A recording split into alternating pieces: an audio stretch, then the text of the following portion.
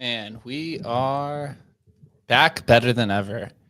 Yo. I love that Chris got logged out of all his accounts today. Yeah, I'm not so back, but I'm here. So I'm back. No, Tell us what your password management system was. It was all just the same password. Your password was password. No, bro. You guys know I'm an OPSEC freak, bro. You guys know that I don't even connect my computer to my phone. Nothing's connected ever. Everything only has one dependency in itself. Yep. All my passwords I'm my password manager. It's right here. Okay. Yeah, he has always been like that. Yeah, I'm a freak about it. Yeah, that's so yeah. Big password. They want you to own password managers, use password managers. Not this guy. You'll never get me big password. Why don't you use a YubiKey? I have one. It just like kind of hooked up to my other computer. I guess I could get another one, but I don't know. I just kind of feel like when you're super specific about OPSEC, it's kind of like redundant in certain ways. Yeah. But it is helpful for it is helpful and it does make it a lot easier. But I don't know. Yeah, you get logged out of whatever ChatGPT and it's like, oh shoot, now I gotta find I don't even remember how I even logged in to ChatGPT, exactly. Right? Yeah, it's like I don't even know which email I used or did I use a phone number? And then I have to use all my different 2FA devices to find out which one is the 2FA device to log into the X account and every other account. It's really a nightmare. So the more like dependencies that you add like that, it's just kind of, for me, it's more of a hassle because I use like one thing for every specific thing. Not all people are like that. If you're using it for multi-tools or multi-purpose, then it's definitely necessary. But I use like one computer for one thing, one computer for another thing, my phone for only my phone. Yeah. And yeah, I don't know. I'm a retard. One thing I wouldn't recommend anybody who has two-factor authentication, and I learned this the fucking hard way. If you have two-factor authentication on your phone and something happens to your phone, you have to have a backup. And I know there are services that pay for that, but you got to be careful with that. Like Google can back it up to the cloud, bro. That's the way you get hacked. Like don't ever back up your two-factor authentication to the cloud. Like don't ever cloud sync it. But you got to have another device. And it's very counterintuitive, right? Because you do 2FA to protect yourself from the cloud, but then they store your 2FA onto the cloud. No, it's literally, it's just. I mean, I learned that lesson. I had, whatever I was upgrading, I got a new phone and like reset it, and then I tested for a couple days. Everything's working fine, and then I go to do my two-factor authentication for I don't even know the account because I have it set up everywhere, and it was just like, oh shoot, I opened the two-factor authentication and there's literally nothing there. They're all gone. Which is, I don't know. Maybe this is bad OPSEC on my perspective, but even like ledgers, I have 1 million ledgers. Mm-hmm. If anyone sees a ledger, like that shit is getting swiped. And I know that you'll have the private key and everything like that, but if you're in like a hostage situation, they're going for the ledger. So like the best actually protection for maybe some people's cryptos is like an old phone, an old iPad, an old computer, just offline, double passworded behind a bunch of different firewalls, maybe in a safety deposit box, things of that nature. Yeah. But I mean, if like you don't have any OPSEC with a ledger, bro. I mean, like anyone sees a ledger, they know exactly what that is, if they're in that industry. So I'm like you. I had bought a bunch of ledgers back in the day, and I gotta say, man, not a fan. I've had so many. Like one just stopped. I think I've told you guys before. One just stopped working. Like I'd used it literally like 3 times in its life. Like this was like my main ledger, and it was like I went to like plug it in, and it was just nothing. Screen wasn't working, and I'm like, bro. And I know I have the backup, but it's like, dude, the backup is like at a safety deposit box, and my brother's safety. Where is this? I don't even know where it is. Right? It's gonna take me 2 weeks just to try and figure this out. It's like a simple solution, like if you have multiple ledgers, then you have to store multiple ledger private keys in random spots, and then you don't know which one is the private key to the one that you need. So I don't know. As you get kind of more advanced, you need more simple solutions that are not like crypto based. Almost totally, man. It needs to kind of camouflage in with everyday life, and I think that's like the best protection, right? The hit it in plain sight is always like the best kind of plan of attack. Definitely the idea of splitting stuff all over. That's 100%. But it makes it very difficult. Like, you drop dead tomorrow, your family's basically lost everything. I've told my kid, just don't throw anything out. When you go to the safety deposit box, it's going to take you probably years to figure this shit out, because it would take me a long time to figure it out, but just don't throw it away. Just keep digging. You can become the next NFT archaeologist next week. Yeah, but you just sent them on the treasure hunt. It's a lifelong treasure hunt. Like, what is this thing? I don't even know. Are these the stamps? What is this? By the time they find it, it's all went to zero. It's all down to zero, bro. It was all BRC 20s. I don't know. Oh, bro, exactly, man. Exactly. So what's good, boys? How are we feeling today? It's weird. I feel so dopamine deprived already, because the last 6 weeks or so we've been building Migrate Fund, we've been building V3. There was like something new every day, something was breaking, new partnerships were being formed, and now that that's all over, I woke up today and I was like, man, I just got the show and like 2 calls today. I don't have 50 calls. And it's like I only have to do 30% of the management stuff I had to do from the last 5 weeks. But how are we feeling now on the other side of the V3 launch, Migrate.fund completion, and Hustle, which pumped to like almost $4 million yesterday. $1 million in trading volume. That's actually quite wild. Crazy. I mean, I for me, getting through the migration and it actually working from a technical standpoint, that was the big thing. Because if it didn't work, it's like that business is basically over, day one. So that was the big thing. And I think, I've said before, there were so many teams just waiting to make sure it went well, and it did. And so now the interest is like just leveling up, and we know, man, I mean, getting ready, if we're trying to do, that first cohort in maybe 3 weeks or so, bro, there's an incredible level of work that's going to be required to, with these teams, because a lot of them have, exchange listings. They're going to have to coordinate with exchanges. We're going to have to coordinate, swaps with exchanges and all this sort of stuff. There's going to be a lot of stuff to do over the next 3 weeks. So get ready, Jake, man. If you're not ready yet, Chris, get ready. Make some coffee, bro. Bro. Yeah, man. So for me, I've just been kind of being tongue in cheek, like win V4, but it's just kind of like a meme, right? Like as soon as migration ended, everyone said, "Where's V3?" And then as soon as V3 ends, it's like, "Where's V4?" And it's like this stuff actually takes like, it's a constant battle every single day for us, our tiny little team, to build all of these things. It's good that when people look to the next thing, because that means that you didn't fuck up the first thing, right? If they're still dwelling on the last thing, then that means it didn't go as smoothly as you wished it would. But I mean, first of all, to get Migrate Fund off the ground, completely flawless migration, no hiccups on our end. Platform worked perfectly. Moving the liquidity from one token to another one worked perfectly. Community support was incredible. 78% turnout was incredible for the token migration. Absolutely just kind of great job all around. It's really difficult to get these things perfect because they have so many moving parts, whether it be like socially or financially or just technologically. So insane job there. And then right after that, we dropped V3, which the response has been crazy. It's jam-packed with so many new features. It's a complete overhaul of the original system. It's literally a night and day difference in the product. And it's going to take a few days for people to unpack that and kind of go through it.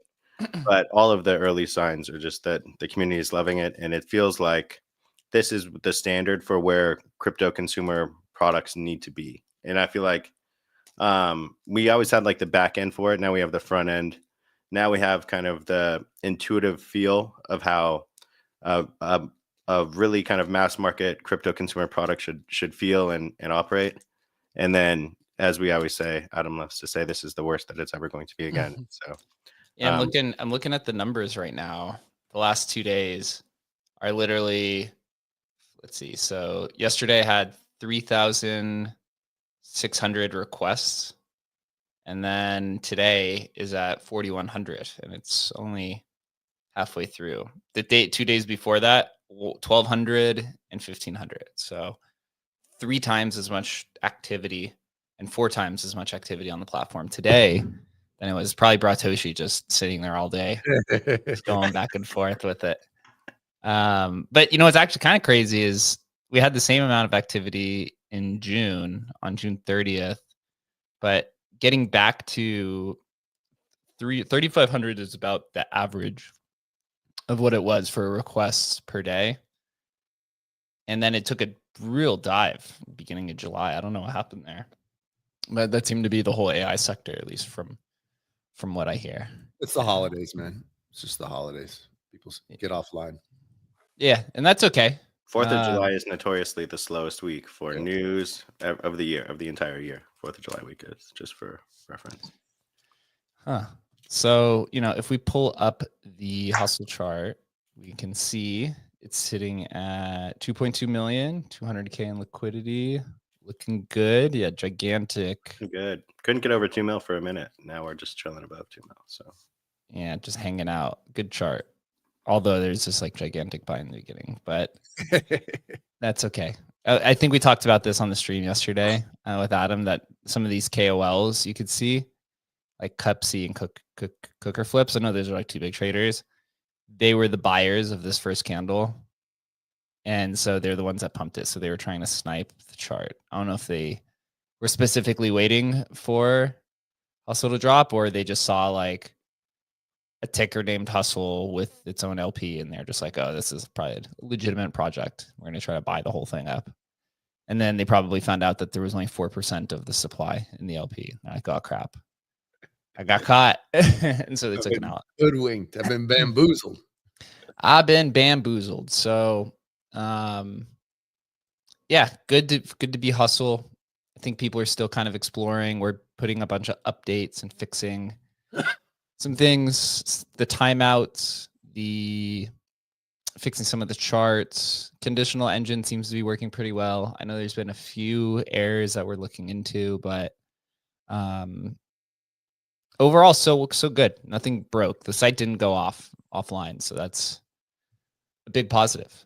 And I guess a lot of people kind of wonder what's coming next. And we mentioned this yesterday on the show a little bit. Tokenomics are going to be kind of front and center. We're going to build a memory app for him so people can see what they're saving. I know that's kind of a nice feature to have because sometimes I'll save something to his memory and I just forgot what the report was or what tools it has. So I think that's kind of nice. And then, expansion and tokenomics is the two. And with migrate.fund, we got a lot of interest, man. Some of the conversations we're having is quite large, quite fascinating. A lot of venture capital funds interested in migrate.fund, maybe for their kind of portcos, and some meme coin peeps, just a lot, just all over, and some solid infrastructure partners. So it's going to take a few weeks off from that, maybe somewhere between 2 to 4 weeks as we build everything we need to, and then come back really, really hard. I think that could potentially, migrate.fund could potentially be a very big narrative moving forward. Well, show me the incentive and I'll show you the action, right? Or whatever. It's just, there's so many teams that are stuck. I mean, you'd be stunned. Anybody listening would be stunned to see, like, literally the liquidity pool is bigger than the market cap, like crazy, $8, $5, $10, $8 million liquidity pools. Token can't move. It's this huge, thick liquidity pool because people did it early. They didn't know what they were doing. They made a mistake. They got bad recommendations, whatever the reason. There's infinite reasons that they locked this liquidity pool and now they can't do anything with it. And the project is literally dead. And I think those teams see this as a second opportunity to not only get paid, like they're getting massive payments. It's going to be crazy. And so I think that, like, dude, you show that incentive. Holy shit. These guys just made $3 million. Holy shit. These guys just made $8 million.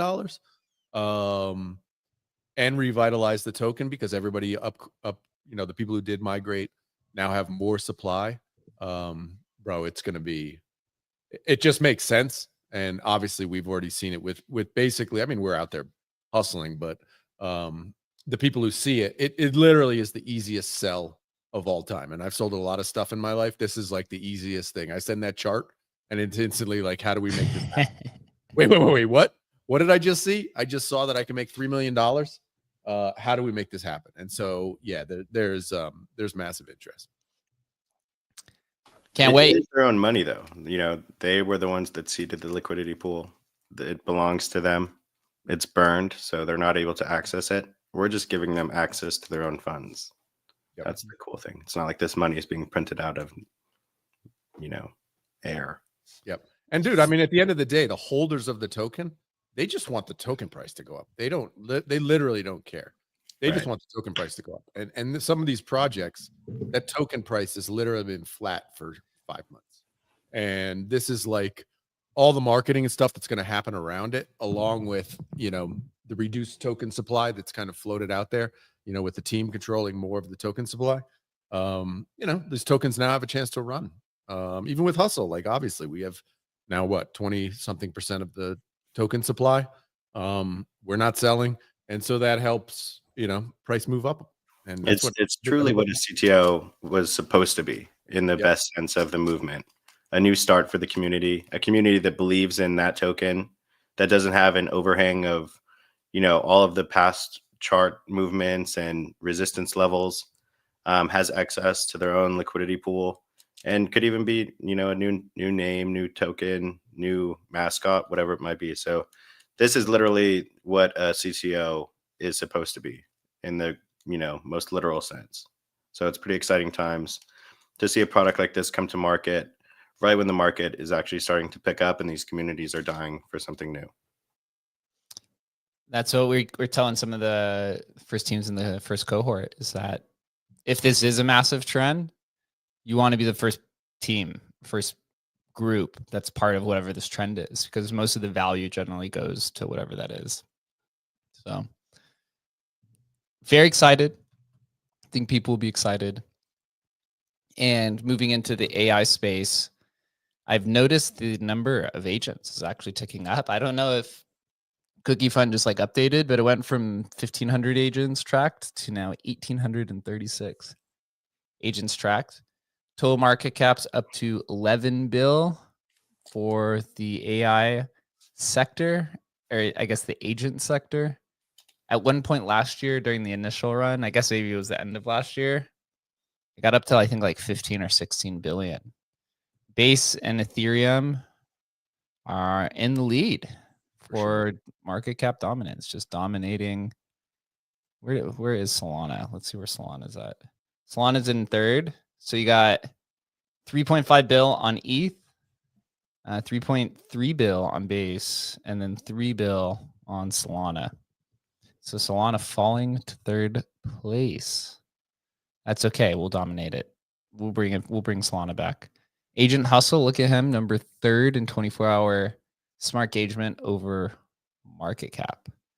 Moving into the DeFi AI sector, Bankr had a gigantic announcement today. Let me see if I could find it. Bankr is live now on Base's new app, which is the rebranded version of Coinbase Wallet. So they just turned it into an actual application. Bankr is integrated directly into it. So anyone who downloads a Coinbase app is going to be using Bankr. That's like an insane opportunity right there. So congrats to them. Yeah, crushed it. They are just cooking on all cylinders. So you got the Bankr bot. What's it say right here in this image? Base friends. Looks pretty good. I wonder, so their price is at 42 mil. It was at 50. It hit all when Agent Hustle was at 4 mil, Bankr was at 50 mil. So both of those have now retraced since.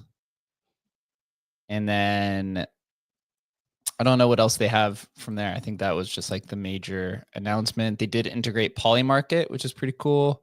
That's something that we want to do. Just be able to manage all your positions there, I think is really, really nice.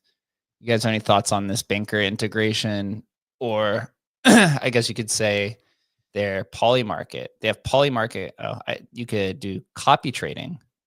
Polymarket copy trading through X feed is actually somewhat interesting. Wait, what does that mean? So you can trade it on just through X, right? We know that, but so you can basically place bets. Yeah, so you look here, it says, so ask Polymarket. So Polymarket says, this is directly on the feed. This is pretty cool. So Polymarket posted that ETH has 21% odds of hitting an all-time high before October. And then one person says at BankrBot put 10 on yes, and then somebody quote tweets it or replies to it and says copy this for me. So you could copy, I guess, any type of trade directly on the feed. Maybe that was already a feature, but now they're just using it in the Polymarket or in the prediction market kind of sense. So copying trades directly on the timeline. Crazy, man. It's awesome, dude. What are you gonna say? Big fans of Bankr. Yeah, they're crazy. Yeah, the social, I guess you could say kind of like the social aspect to AI trading. It seems to have so many different levels to it, so many different angles. I still don't, the thing is with the social trading is you don't see big bets being placed. It's like small 10, 50, I've seen like $500 kind of trades. I haven't seen really anyone coming in and doing like $500,000 bets or trades where like 10K.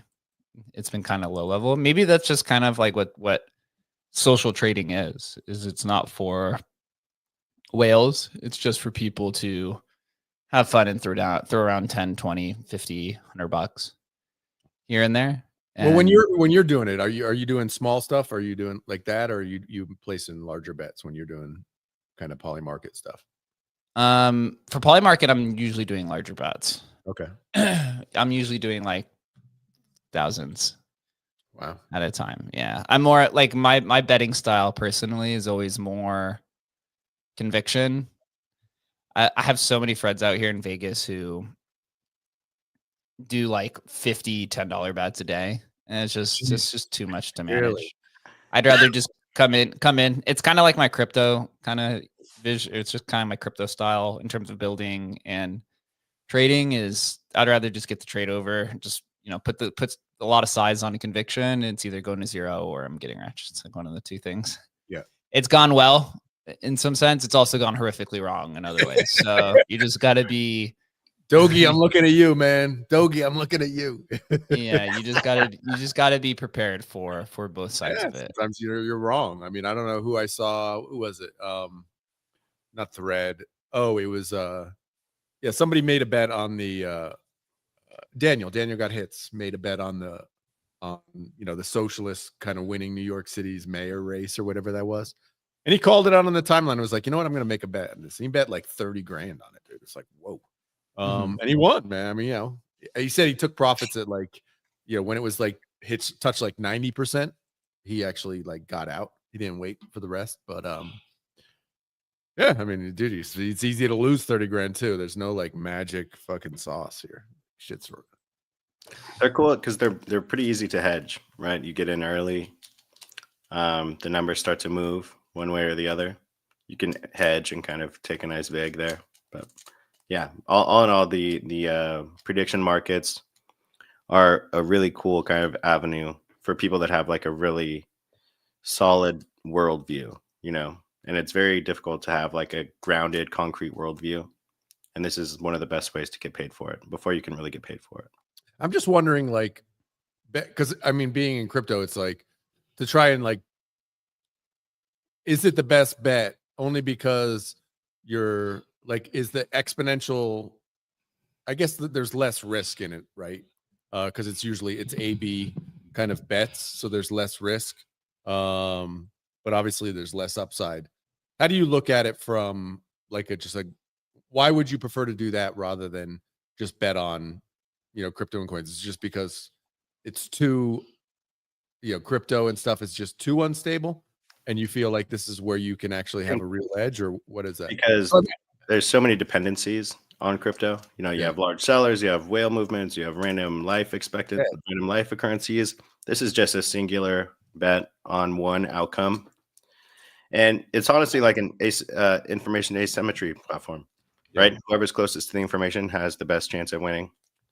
And being in crypto, being into these markets for a long time gives you like a really concrete worldview, just because it gives you a really global perspective.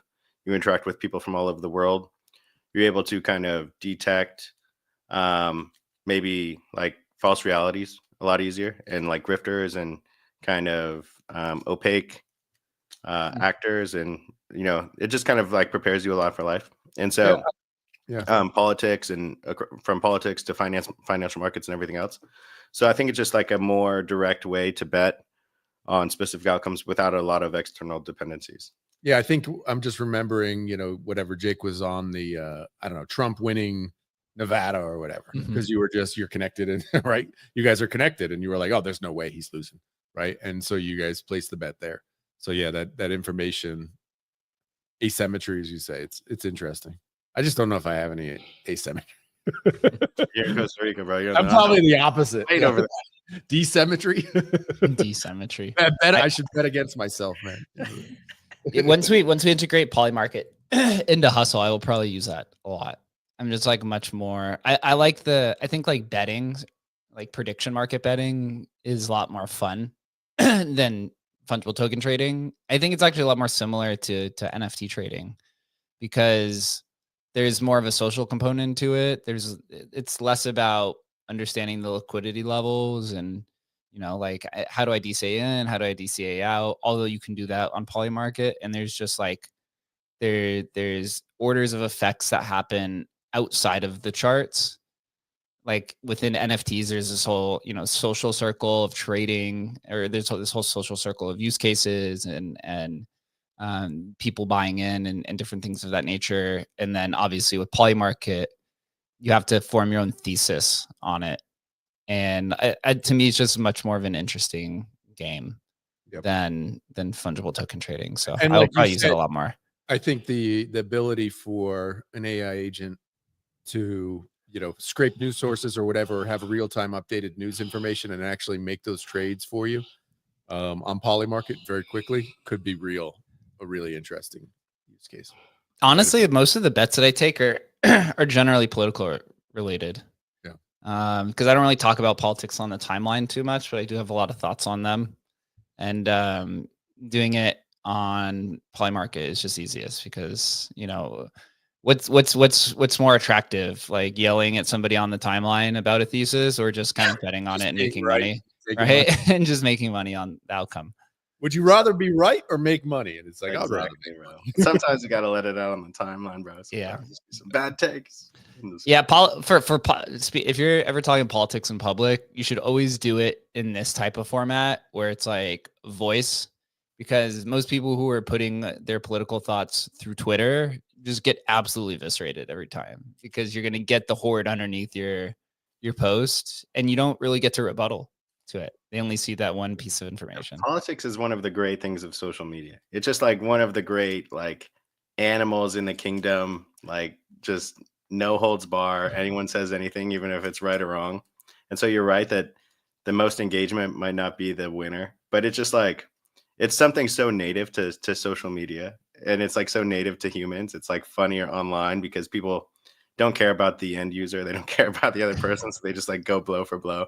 I don't know. It's one of the categories that makes social media great. You know, whether you participate or not, you see some political commentary. It's hilarious. Like, holy shit. People are just, it's like the most unhinged society is when you're debating politics online. That is especially, yeah. I have to throw some jabs sometimes. I get jabbed too, you know. It's part of the experience. Yeah, I completely agree as well. Earlier today, I saw that, or it was yesterday, there was 3 coins in the AI sector trending, or that were up. Everything else was like down pretty bad.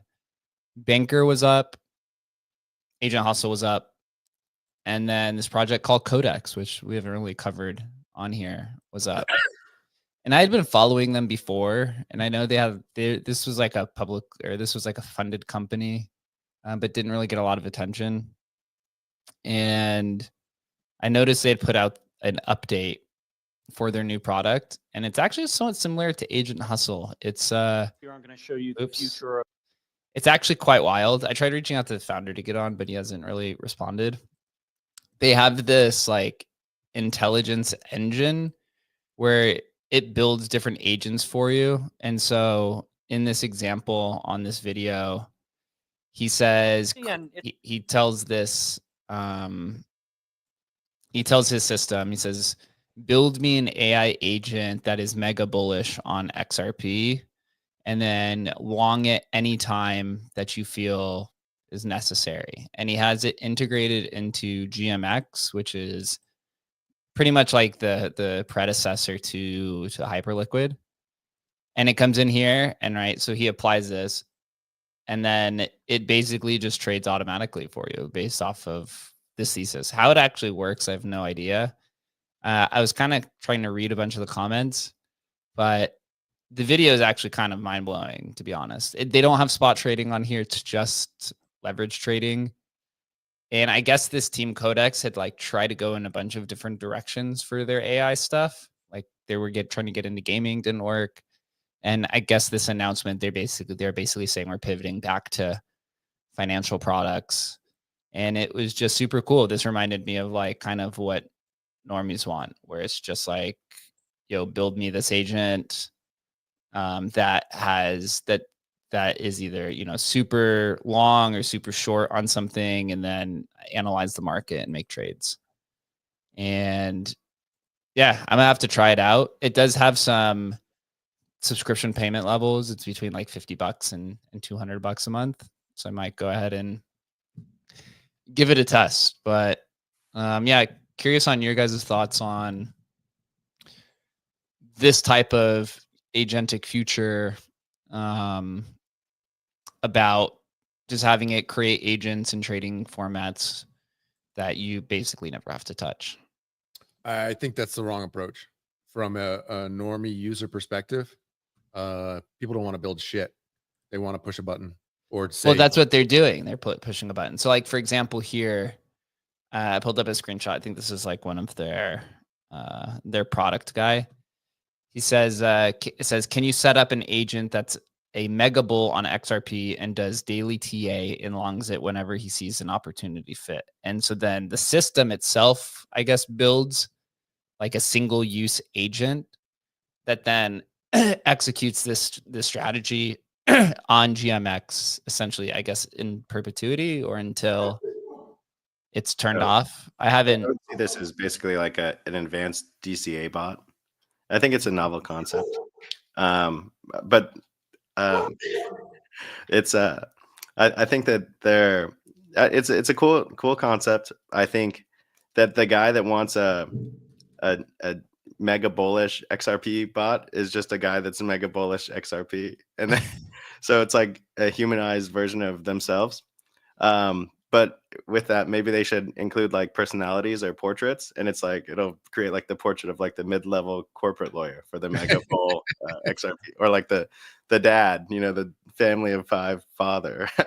I mean, the thing is, I understand what you're saying, Jake. Like it's actually the same thing as if you had said to Hustle, hey, create a strategy for, being super bullish XRP. That's just a DCA. It's literally the same thing. But I think that the mistake they're making is actually making it seem like you're creating a new robot to do this. That's actually, for me, that's a mistake. Because that's just not the way end users want to work. Even though it might be the same thing, if you know what I'm saying. So from like a user perspective, I think that's the wrong, just the wording might be wrong. That you're in theory creating a completely different robot to do this task. People don't, it's already been, in the 8 months AI agents have happened on crypto. Like that's not what people want. They don't want a million different robots for a million different things. Just the idea of that kind of turns people off. That's what I'm seeing anyway. I could be wrong, but that's what true. I'm seeing. One thing to note though too is that like assets all have a specific personality, and they all trade in like one specific way. And so like some types of people with a certain type of personality are really good at trading a specific asset. Like some people are really, really good at trading Bitcoin. Like their personality really meshes with it. They understand like the trading points and how it moves. Other people, like they really prefer to trade something like XRP. And so it's not like out of the question to see that like some people would prefer a bot like this. I just, as it like a main feature, I don't know. Maybe it'll work. Maybe not. Maybe they should just create personal profiles for them as well. So the founder is calling the market AI-fi. Remember, Adam, you were trying to get. I liked it. You were trying to get this far. I was wrong. I thought we the market should have leaned into that. It made more sense, but whatever. We lost that battle. Yeah. So he's trying to push it again. I love it, dude. Keep going. So they're classifying Codex as AI-powered asset management. Is, I guess, if you wanted to categorize it. Says asset management is a tough nut to crack because the best alpha is closely guarded, so AI needs to rely on pattern recognition to outperform at scale. This inherently means that the best asset managers will generally do a better job than AI. And then he has this like chart, which is a bell curve, and it says that AI-fi is market opportunities, essentially normie land in the middle of the bell curve, and goes on to kind of just discuss where their product fits into the sector of everything. So maybe something to follow from their side. Codex is a popular, or I guess it was popular. I remember them doing like a gigantic raise. Like, I think this was like 2 or 3, maybe 4 years ago. I think there was like a $10 or $20 million raise here. And it seems like they've been kind of just, again, one of those like companies that gets VC funding and you just continue to pivot until something sticks. That's the only way. Yep. Just like any of these other ones. Like there was, let me see if I could find, I'm going to have to do a little bit more research on them, but maybe I'll start including them in the DeFi AI show, since they are now getting back into financial products. HeyAnon, some people in our community tell me they're having some internal warfare within their Telegram chat. I don't really go in there, but from what some people were telling me, is that the community's fed up with too many tokens, which I think we were just talking about this like Dude, no, what, a people week love ago. tokens more. Another token might fix that, actually. No, yeah, a token to rule all of the tokens. Let's migrate all of the tokens into one token. Bro. Power token, super token. Used I to- guess it's like between. So the founder Danielle had a project before this called WagMe, I think, and then he has another project. I forget what it's called that has another token, and then he launched Life Changing Money, and there was like another one which was like meme coins, which was like I guess it was to like participate in their Avalanche expansion into the arena. Yep. So there's like 5 or 6 tokens now associated with, I guess, just Danielle in general. And so the community seems to be a little confused on what the purpose of any of it is. Insert joke here about exit liquidity. I mean, you know, look, Daniel's not stupid. This guy is smart. So, you know, Oops. you guys might have just funded Danielle for another year. I don't know. You know, it is what it is, man. You buy it, it was on you. You want to buy his tokens, you buy his tokens. Yeah, you had HeyAnon was launching tokens. You know, if you comment in the, you know, the replies, HeyAnon may launch a token for you and you'll get 1% of the supply. Great. You know, I mean, this was like inevitable, whether it happened now or one token launch away or 2 token launches away. Your community only has so much money. And so if it's dispersed by a few tokens that you launched, which all of them will have different perspectives on which one is the best one. Obviously, they're all going to suffer together. None of them are going to thrive. It's just kind of how it works. I do like this feature they have on HeyAnon, though, with the tool mentions and the product mentions. This is something that we just integrated into Agent Hustle, right, where you can add the tools. I like how their design is and how they set this up. I think they actually did this out of like intention or necessity, because the model that they use is not as sophisticated as Hustle. So you really, the model struggles to do anything that's not like very specific to what the actual task is. Like with theirs, you have to input the contract address, you have to add the exchange, right? You have to add the tool. It has to be very narrowed down. So I think they did that on purpose, but it's a really cool idea, and they do have a really cool UI. The one thing I'm noticing though with all of these AI projects is that they've all come in and tried to focus on bridging. Right, HeyAnon did this. Who else was? A Wayfinder is also focusing on this, and it just seems like no one cares about AI moving assets through bridges. Like it seems to be a big miss, because what I'm seeing is what the AI does is it just swaps it instead of moving your value through a bridge.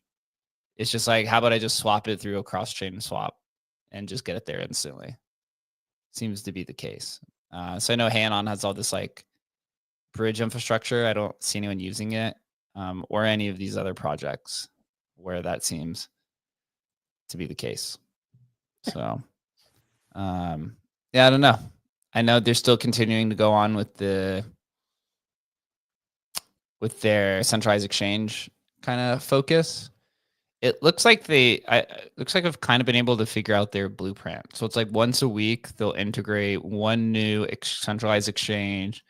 They'll integrate one new kind of like DeFi protocol. So last week they integrated Bybit, and they integrated Jupiter Perps, and then they'll post like some sort of like UI update or some sort of like kind of UI thing. So I think they've kind of found their groove there.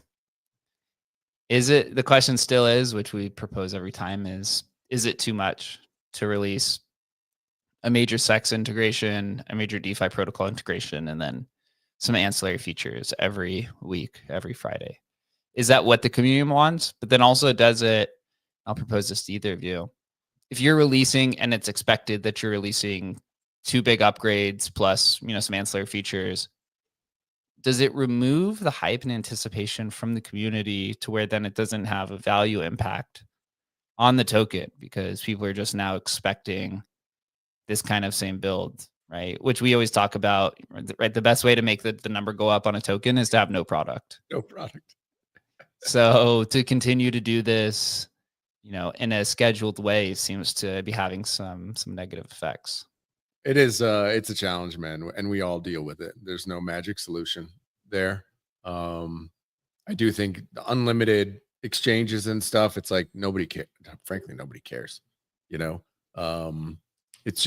really hard. Like even building out this infrastructure of AI agents, it's like nobody's really using AI agents yet. It's probably 2,000 people in all of crypto are using DeFi AI on a daily basis.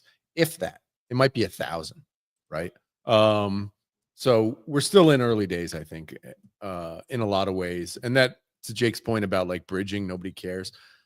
I mean, we all know they will care. In that we know when somebody has whatever, they have Solana and they want to buy a meme coin on Base, they don't want to have to figure out all the details to get their money into Base, right? We know that's for sure true. And AI agents have solved that issue. So that, I mean, whether it's a bridge or a swap or how that works, I think honestly doesn't really matter. People just want it to be seamless and easy. And I think AI agents are in a unique kind of position to do that. So I don't know. I don't know exactly what if I was like, what would my recommendations be to HeyAnon? Who knows, man? I applaud him actually for keep trying new stuff. And even if, he has more balls than us to kind of destroy his reputation and launch unlimited tokens. If I literally didn't care, I would do the same thing, but he's like, he's a full degen, bro. Hey, look at these great dude. It's like, go for it, man. But you're going to get blowback, and he's getting blowback. It's just, that's the way it works, man. I mean, he's clearly in the camp of like move fast and break things and just like see what sticks. I don't know. That's an honorable strategy. It's not like a wrong strategy by any means. Some might face some pushback, but might also speed run his way into finding the true product market fit for crypto AI. And so he's trying a bunch of things. It's impossible to listen to your users, which you shouldn't always listen to your users. A lot of times they don't know what they want. But sometimes they'll kind of like lead you in the right direction. But he's just speed running everything, seeing what works, and maybe it'll work, maybe it won't work. But the product's good. It just, from kind of an outsider looking in, I agree. It's just, there's a lot there. There's a lot there for me to be like, oh, I'm gonna go use this singular thing. There's 100 other things that are distracting. So I don't know. It's not my particular path that I was chosen, but I can't really knock him for it either. Yeah, it makes sense. So checking in on the other AI agent on Solana, Griffin, still has not tweeted. Strategy going strong, baby. Strategy going strong here. One day. That day that market cap is coming down 50%. What's their market cap still? Still $60 million or something? The thing is, like, their founder, so their founder is still here. Their founder is still, the founder hasn't tweeted in 2 weeks or so. I think he was supposed to launch in June. I remember at some point it said part 2 coming in June. I guess the delays. He didn't say which June, bro. June 2027. The thing is, like, he's continued to post even since like stopped tweeting from Griffin, although he's turned his comments off. No, god damn, bro. That is a terrible sign. Terrible. He's building, bro. He's building. You don't have time to pay attention to those, bro. Do you think it's just like he's just building V2 and he's trying to come out with this I think the strategy is like, I'm going to go MIA and then I'm going to come back with this like gigantic hurrah project that's going to change the world and everyone's going to come flooding back to it. I think that's kind of what he's thinking. I don't think that at all. No? Do you think he's just given up? I think he probably has a little bit of burnout. It's refactoring. You can't, that strategy doesn't really work in tech unless like you're like Apple or something like that. Cause you come back and you have something that like nobody fucking asked for. And you're like, here you go. And they're like, oh shit. Well, we didn't ask for any of that. Thanks though. I mean, dude, it's exactly what we were talking about with HeyAnon. Like, you don't know what is going to work or not work.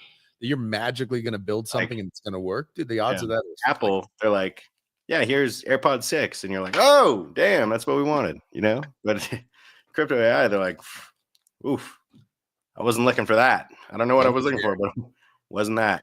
Do not care. That's more likely. Do not care. That's crazy that he's turned off his comments. Could be wrong. Could be wrong. That's the. I'd be a Newton. What's going on with Newton? Bro. Yeah. I'm checking out over here? Adam's favorite project, Magic Newton. They've gone, so they raised, what was it, like 90 mil, 80 mil? They are on, they're like this, their tagline, which says crypto UX is broken, AI can't be trusted. Newton sets you free. Similar crypto UX with verifiable AI agents. Stupid tagline. That is like all over the crypto podcasts. Like it's like the ad break in like half of the shows that I listen to. It's like Really? stuck in my mind. Yeah. They're advertising on crypto shows? Yeah. Like, Bro, they have like how a do deal. we short this token, bro? How do you short? Just take the longest short of all time. How do we get some options on this token? Bro, these guys are just dumping on retail. It's crazy, dude. It's crazy. Well, what are they doing over there? So what do you got for us, Jake? That's what I'm looking. I was actually looking this morning to see if there was like anything that they've done. I really couldn't find anything outside of the token that was launched. And there's like a foundation, and then there's something with like you could like stake your Newton, I guess, to get more Newton, supposedly. And then they just have the DCA agent, which I don't know. DCA 4 fucking tokens, bro. So crypto UX is broken. Here's the Here's the non-solution. Here's a DCA bot. Crypto UX is broken. Go buy our token. That should be You there. can't trust AI, but use it to DCA your token. Start agent. Let's see if they've added any tokens. Yeah, let's do this. I like their it's UI though. Their Okay. UI is UI. pretty nice. On the Nice. bottom. That's nice. Nice UI. Like it looks pretty nice. Definitely, I would say one of the better ones. So they got staking now. So you could stake Newton Nice. and earn rewards. So they got staking and they have your airdrop. That's like the two. So in things other they words, got so don't far. sell your Newton while we dump on your heads. And they have the infamous beta product tagline, which seems to be every VC raised AI company has that. It is right? a clean UI though. Gotta give it. It is. The AI is pretty clean. Like Dude, if you're after some there's normie, nothing there, bro.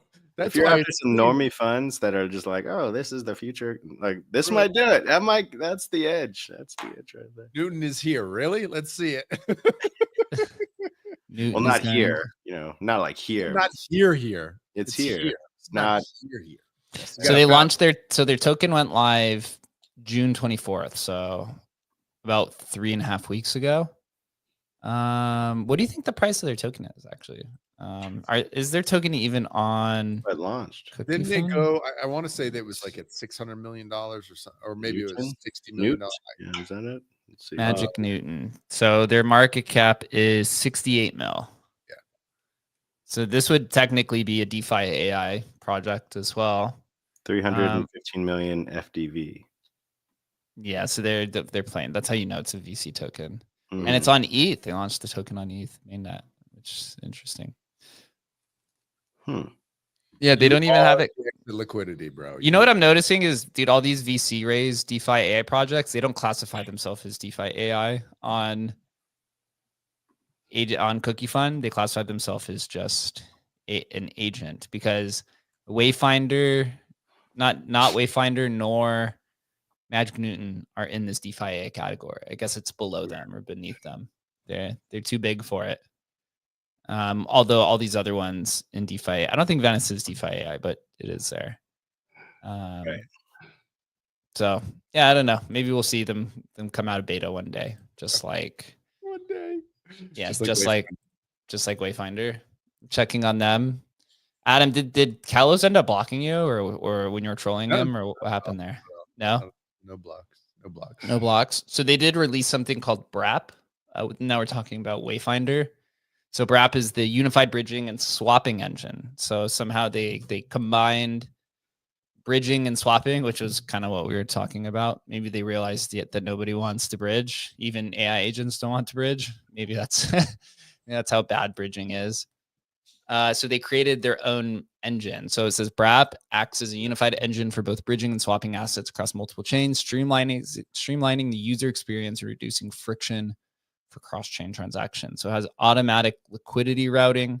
So the engine intelligently scans multiple liquidity routes across supported chains and automatically selects the best available path for each transaction, ensuring users receive the most favorable rates and minimal slippage. So this is just, yeah, I guess some sort of AI or their own in-house bridging, or I guess maybe you say liquidity engine that allows users to move these assets between chains. Because remember, the whole idea of Wayfinder is this thing called pathfinding, where you basically create a path. So a path could be anything from like a bridge from ETH to AVAX, or a swapping tool on Monad, right? Or the NFT liquidity pool on Solana, or your NFT lending on Bitcoin.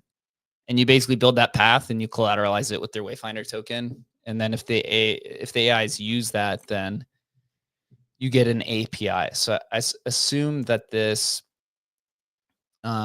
is using it in some capacity, or they basically created their own. The more I read about Wayfinder, it seems like they've got a lot going on there. You just can't use it. It always ends up being the same thing. But the technology seems sophisticated, at least through the images that you see. It's literally like, bro, is it sophisticated if nobody can use it?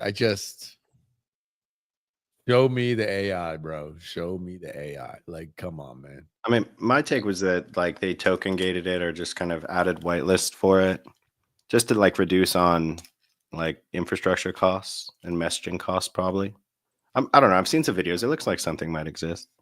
But yeah, I don't know when they're going to release it, but it seems like something's there. It's hard to get like a lot of actual feedback though from like, the open community. Like we take shots from everywhere. It's like, just open yourself up. I agree. Let people take the shots, but anyone building in this category right now is like way ahead of the curve. So if they have like any product at all, they're still ahead of 99% of the world. But there's like 6 of us. So yeah, get out here in the playing field, man. Let us battle it out on I'd rather them be here than arena. not. I'd rather like more teams be here than not. And so even if they're building something mid, I'd rather them be here more than not, because the bigger that they could get, the bigger that we can get. The more people that see the vision of how this is going to play out, the more people can see who's real and who's not, kind of thing. And so I don't know. We've been building Agent Hustle for 9 months, 10 months, 11 months, and it's already on V3.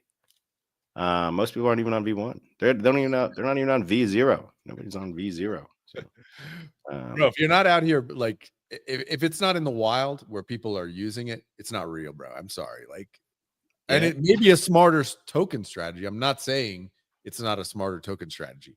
It obviously is. To have no product and just let the token float at $100 million because it's all hopes and dreams, like it's a smarter strategy. Period. It is.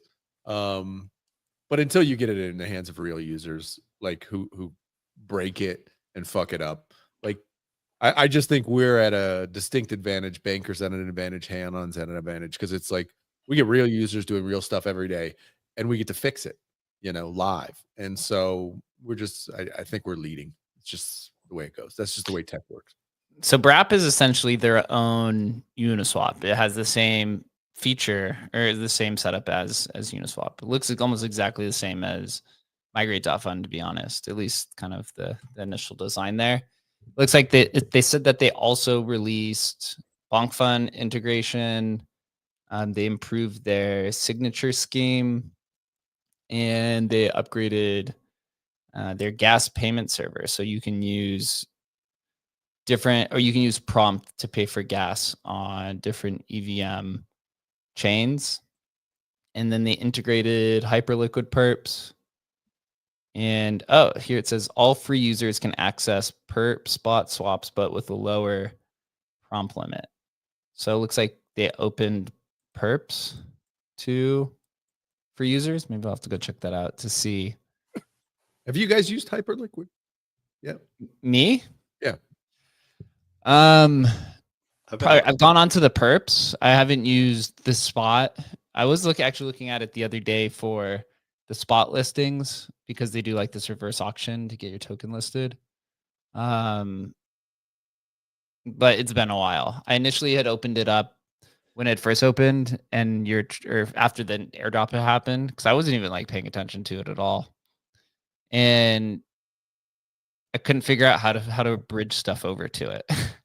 There was like when it first launched, it was like this weird Arbitrum bridge to like bridge funds over, and I kind of just gave up. So I've browsed on it and looked at it a bunch of times, but I've never actually like conducted a trade.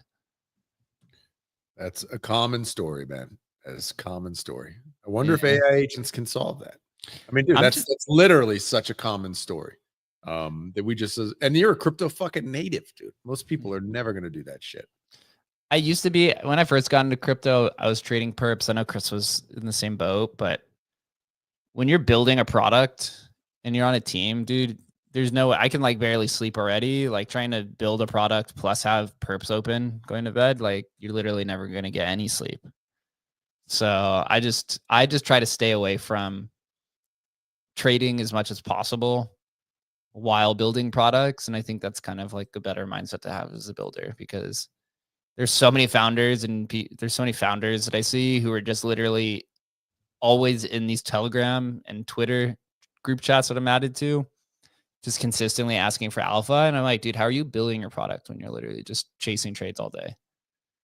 Yeah, I mean, like Jake's right. Probably the earlier you are in crypto, or just like in your crypto career, the more perps are enticing. But actually, like as you kind of like mature, there's like 3 or 4 good times to use perps in the year, like across the entire year. You know, you're looking for like a massive like 15-20% downturn in like a single day that you can catch like a pretty sizable position on some high leverage, and then you're going to ride that for like a couple weeks, and then you'll close it out. Or you could get these like rare opportunities, like, you know, we're super bullish on Ethereum maybe like 2 months ago. You get it at like, you know, 2,400, like, you know, 2,200, you ride it to 4K. But trading perps like every day is that's a losing game. No question about it. Always seems to be the case. And also too, nothing's more nerve-wracking than just having perp positions open, especially when you got that leverage on and you get to see your whole entire net worth getting liquidated. Pretty big swings I've had. Big swings. This is why I just go back to do just prediction markets. Much easier. Like the prediction could be a month from now. You don't have to worry. All right, we need leveraged prediction markets. Who's bringing it on? Who's bringing it? I need to put leverage on Trump. No, I'm just kidding. Yeah, go ahead. Final thing I wanted to talk about was just AI related, not even as much as crypto AI. What do you think about just Zuck building the AI super army over there? Just spending, I think he spent like close to $30-40 billion acquiring Scale AI. They just bought like some sort of voice AI company. He spent $4 billion on Ray-Bans, which he actually bought Ray-Bans. I don't know if you guys know that. Well, he bought like he bought Ray-Ban. He bought like 49% or something. There's like, I guess, this loophole in M&A in the traditional space where it's like you do this acqui-hire where if you only buy 49%, you basically just acquire the whole team without having to acquire majority stake and go through the whole M&A process. That's just like a regulatory burden. That's what they did with Scale AI. And that's what OpenAI did with Microsoft, although it seems to be backfiring on OpenAI a little bit. But Zuck, dude, just unleashing the power and acquiring tons and tons of talent for the super intelligence army. And it also looks like Anthropic, as of yesterday, is also just pillaging DeepMind, it looks like. Interesting. And OpenAI for talent. So what's your thoughts on this? Like, I guess you could just say it feels like the AI talent space is almost like it feels like the NBA, where these players are these scientists are getting paid literally $100 million contracts a year from OpenAI or from Meta to go over there and, you know, build, I guess, whatever Zuck's trying to do, build super army AI. I don't know specifically what he's trying to do. Maybe just like better meta glasses. But yeah, talent's getting moved all over. It seems like OpenAI has just been completely pillaged of all their talent from what I've been reading. Interesting. And they're all going to Meta and to Anthropic. I love Zuck. I think Zuck, other than Elon, is the greatest operator of our lifetime. And so I'd never bet against Zuck. Obviously he's made some mistakes, but he's always directionally right. Even with Oculus and stuff, he's right. He's just maybe too early, which kind of puts him on the wrong side there. But I heard it on, maybe it was the All In Pod. It's like, you think, oh my God, you hear, $3 billion on talent. It's such a small portion of Meta's overall market cap and the amount of cash and stuff they have. If you think about it, it's actually just like a really, it's actually kind of a minor bet for him. And I think this is just like, they're all seeing this as like, this is the last kind of race. And if you lose this race, you lose. And so, I would never bet against him. I think he's awesome. Whether or not this is the right strategy, who knows? Who knows? But and I will say, as I've said it before, OpenAI it's definitely the best as far as I've used them all now. Basically, I don't know if you guys see any difference, but it's dramatically better than like ChatGPT. Yeah, ChatGPT is dramatically better than Google, even for Google related stuff. Like, it's crazy better than Google. So they do have a lead, but whether that's like a 3-month lead, those leads can vanish pretty quick. But it is dramatic. It's way better than Grok. Like, I'm sorry, Elon, but it's infinitely better than Grok at pulling out current data, current information. It's way, way better. And it's fast as fuck. Oh my God, dude, I'll be on a walk with the dogs and you're talking to it. It literally sounds like you're talking to a person in real time. Like, I don't know how they've done that and spread their, compute across the world, but it's fucking crazy. And so, yeah, those guys are all playing catch up, but OpenAI to me looks like it still has a substantial lead. Yeah, it does seem like there's a talent bleed from OpenAI. And I keep on seeing all the time that Grok 4 is better than ChatGPT, or that Claude, and they all have like their different use cases. But I'm like a ChatGPT Max. That's the only thing I use. I think it's like head and shoulders above everyone else for what I use it for. They literally like coined the LLM, basically like pioneered the entire industry. Although they like bled a lot of their top talent. They've clearly still got something going for it. And anyone that leaves has to maybe not start from scratch, but start their reputation over from scratch, start their company over from scratch. And as far as like these AI scientists and AI engineers getting paid like NBA players, it kind of like makes sense. I think there's like 25 or 30 NBA teams or something like that. And there's like 5 players that start, right? That's kind of like the AI landscape. It's like almost like the same exact like layout. Yeah. Where you need like, you have like 5 head AI engineers at each one. And so like they should be making hundreds of millions of dollars. This is like the final frontier of tech as we know it. It's the it's the technology layer that, lays in every other infrastructure service that we have. So it is kind of the final battle. I don't ever use Llama 4, man. I don't ever use Llama 4. I don't ever even think about using Llama 4, man. And it is like open source. How would I even do it? What am I going to run it on my local machine? Like, it's like more aligned. It's more aligned with my ideology. I don't ever think about using that shit. And like OpenAI is like the least aligned with my ideology. He does have the advantage that he's got Facebook, right? And Instagram, which he can actually integrate it in. So in that sort of way, although he hasn't really done it yet, I think it's actually like his reach is better than almost anybody but Google's reach, right? Yeah. So I do, even though Google's behind right now, and I definitely would put them as like behind, Google has a real advantage and Zuck has a real advantage. I think the dark horse here is just Apple. And like they're waiting to see who's got what they need.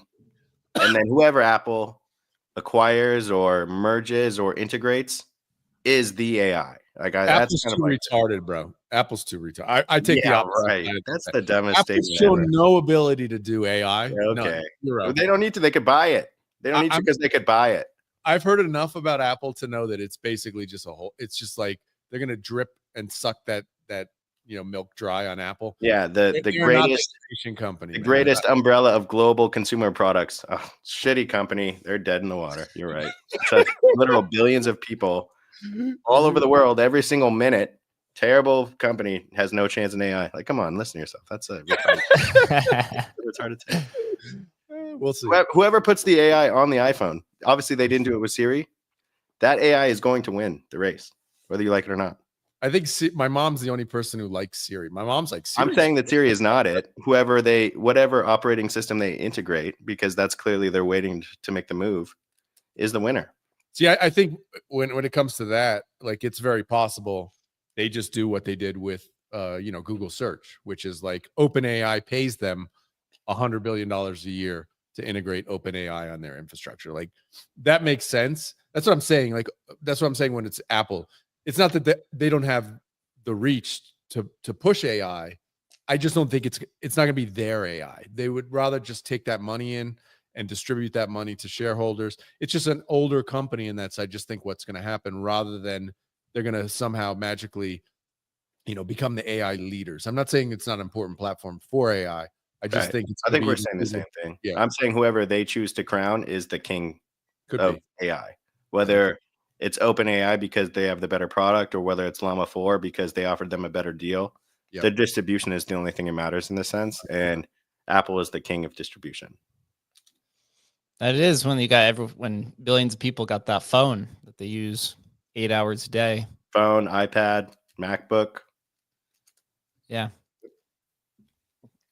We'll see. It's going to be interesting. But I think heading into the intelligence era, you want scientists and people in this field to be the highest paid in the world. I think we're actually kind of coming out towards the end of the entertainment and intention bubble that has been going on for a few decades now at this point. Between the rise of social media, the rise of sports teams, the rise of comedians being superstars, right? The Vegas is still on the rise, probably will start cooling off in the next 10, 20 years. And we just move into this intelligence era where you got, crypto is going to be on the internet rails for ownership. AI is going to be integrated into everything. You start getting augmented reality and virtual reality, and eventually smart cities. I think that's kind of like when you're like, oh shit, we are officially in fucking 2049. We're in the next era of the world. Fold my laundry, bro. Can I get it to fold my laundry? That's all I want. That's what Optimus is supposed to be doing. That's what Elon says. 30K, dude, you could get to fold your laundry.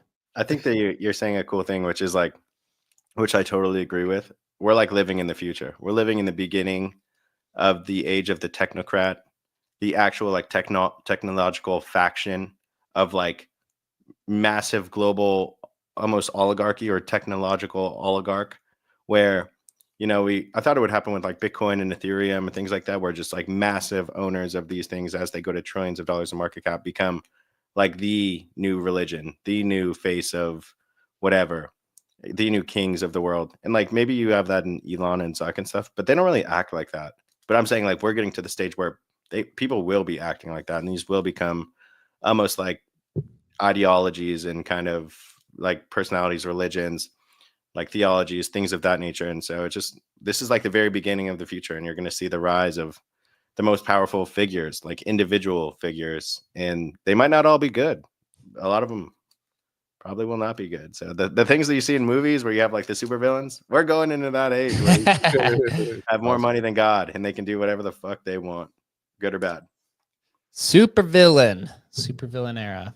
Well, good show. The AI sector is continuing to grow. Leaders are being made, taking their positions. Hustle V3 era is underway. Lots more to come. Exciting times. Until then, everyone have a good and safe weekend. And we'll be back here next week, Tuesday at 10 a.m. Pacific time. Until then, Later, guys. sayonara. Later.